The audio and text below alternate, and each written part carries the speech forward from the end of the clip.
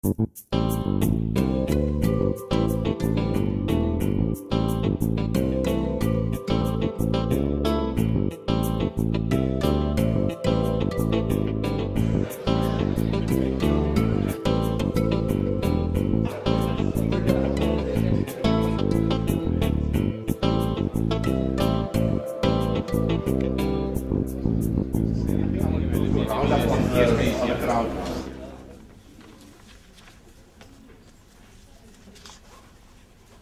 Chancellor of the Durban University of Technology and our very eminent guest for this evening, the Vice Chancellor of the Nelson Mandela Metropolitan University, the Executive Dean of Arts, Nelson Mandela Metropolitan University, other deans, professors and colleagues, students, as well as our members of the community who are present here today.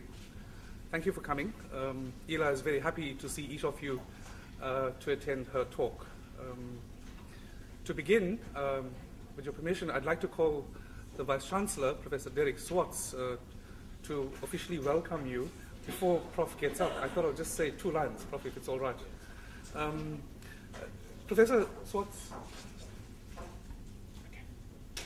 can you hear me now? My apologies, all right. Professor Swartz, of course, took the position at the NLMU from 2008 as the Vice-Chancellor, prior to which he was at the University of Fort Hare, and did a lot of hard work around building the School of Government and, of course, involved in other efforts there. So, of course, the community at the University of at our university, we're very glad to have him. Professor Swartz studied at Essex University in England, of course, after the adverse sort of experiences that he had had in the country, and he was forced to leave. And out of that adversity, was able to study overseas, and of course to come back and make a very positive contribution to our university as well as to our country in general. I call Professor Swartz.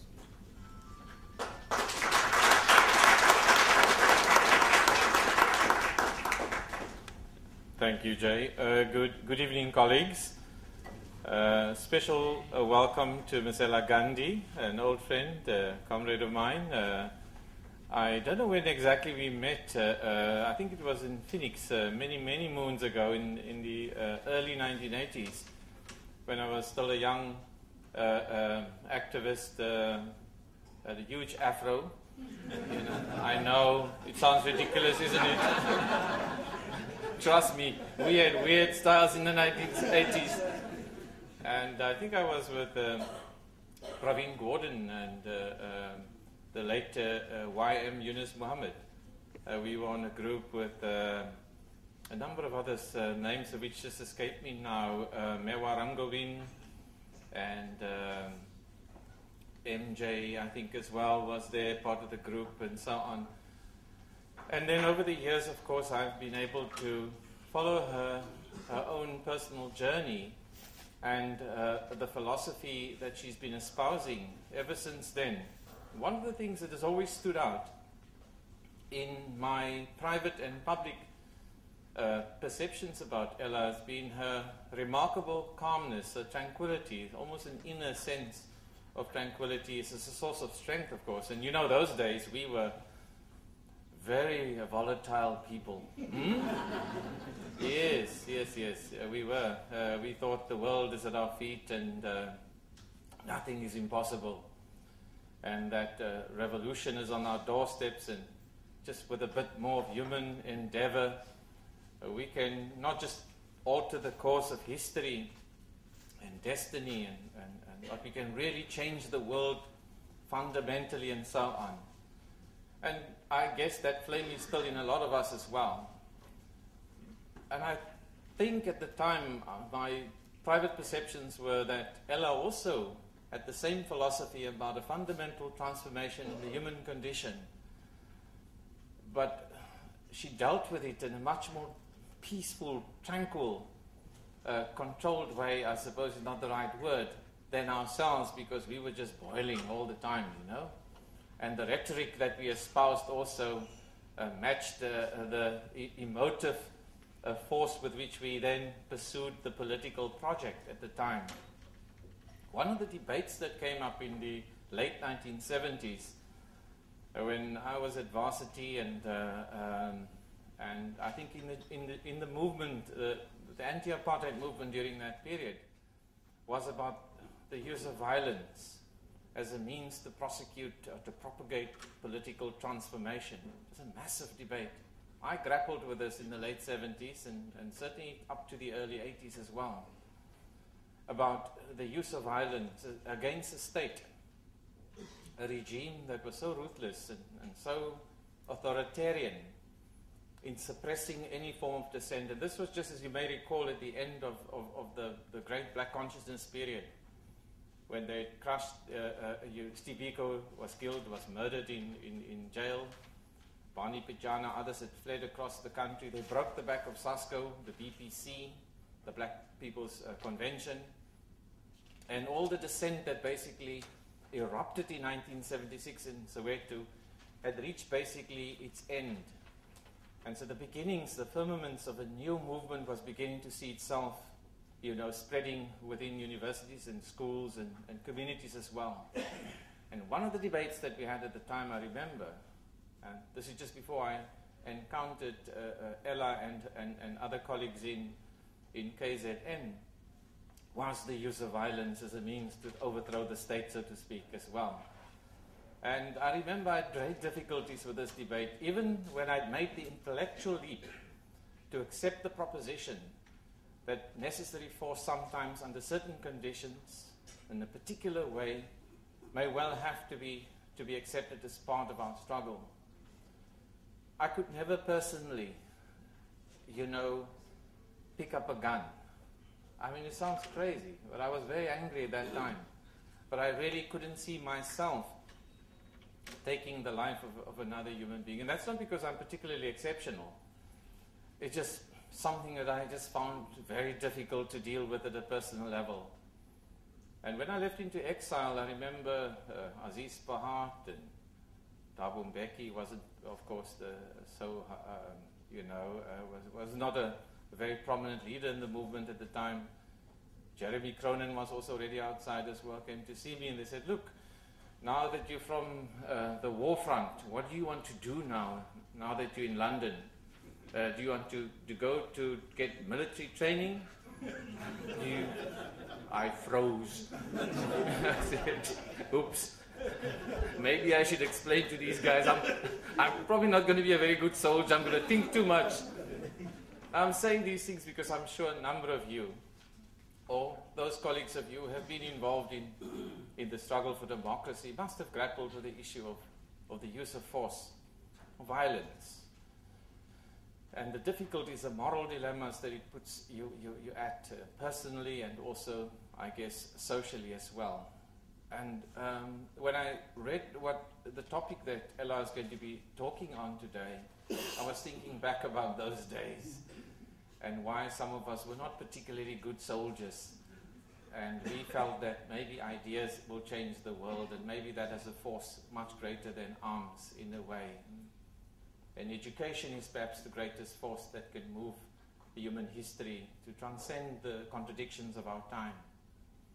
And I don't profess to have the answers myself, and sometimes you really battle in the face of great violence, structural violence, perpetuated by the system, as we used to call it those days as well, and you were often tempted to cross that boundary as well. But you knew by doing so, you would also be killing something inside yourself as well. And I've always believed that the means is as important as the end, that you can't just use any means to reach an end. And today we're still grappling with the same issues as well. Just this morning I picked up the paper, I saw buses being burned at one university, one of our neighboring institutions. Some of the young students here in our townships, burn tires, and I hope not schools and so on. And it just had a flashbacks of the time when I was in school and when we were protesting and so on, and how we dealt with this issue. The issue hasn't gone away. The centrality of violence as a means to prosecute particular political purposes and so on as well. And I'm really delighted to have Ella here, and really great respect for you. And you may not recall the time when I was just a youngster. I think I was just beginning to teach at that time as well. And that sort of internal serenity and calm that you bestowed on the volatility within us. I was one of those guys there as well. So thank you very much for that. I didn't understand it then, and then I began to read on Mahatma Gandhi's life story and Satyagraha and the philosophy and so on. And then I understood where that force came from as well. And I just wanted to thank you personally for having shepherded me on this journey as well. I owe a great deal to your legacy as well. Welcome everyone, and I hope you're going to be as inspired as I'm sure I will be in once again hearing the voice of Ms. ElaGhandi. Thank you very much.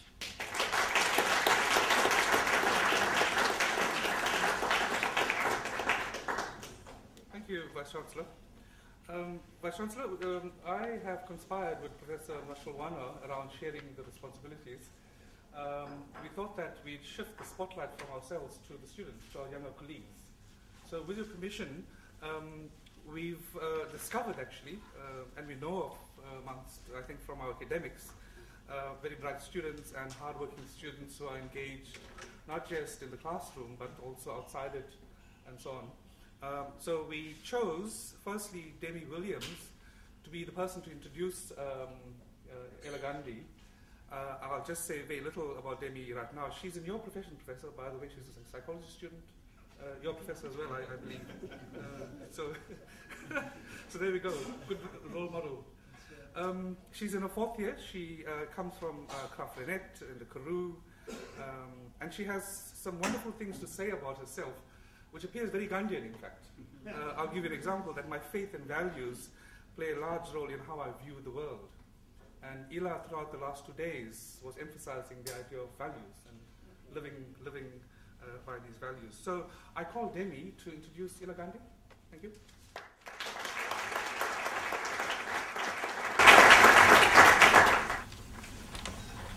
Good evening, ladies and gentlemen. It's my great pleasure to be introducing Ms. ElaGhandi to you. ElaGhandi was born on the 1st of July, thank you, sir, 1940 at the Phoenix settlement near Durban. She is the granddaughter of Mahatma Gandhi and a peace activist. She was a member of Parliament in South Africa from 1994 up until 2004, and she was among the busiest parliamentarians, serving in several portfolio committees, including that of welfare, public enterprises and justice. She has degrees from the former University of Natal and the University of South Africa. After graduation, she worked as a social worker for 15 years at the Child and Welfare Society and the Double Child and Welfare Society for 7 years. ElaGhandi's South African political career did not only begin with the legal politics first in 1994. She held executive membership of the National Organization of Women, the Natal Indian Congress, the United Democratic Front, the African National Congress, the ANC Women's League, and the South African Communist Party. She worked with several civil society organizations, including the Detainees Committee Crisis Network, the Chatsworth Housing Action Committee, Durban Housing Action Committee, and the Joint Rent Action Committee. Currently, Ms. Gandhi heads the Abuse Desk for Women in Phoenix, the Gandhi Development Trust, the Mahatma Gandhi Salt March, the International Center on Non-Violence based at the Durban University of Technology. She is also a board member at the Legal Aid Board in South Africa and the Honorary President of the World Council on Religions. She is also the Chancellor of the Durban University of Technology and will hold the position until 2012. ElaGhandi has also conceptualized the Gandhi Luthuli Peace Center that was established at the University of KwaZulu-Natal in 2008.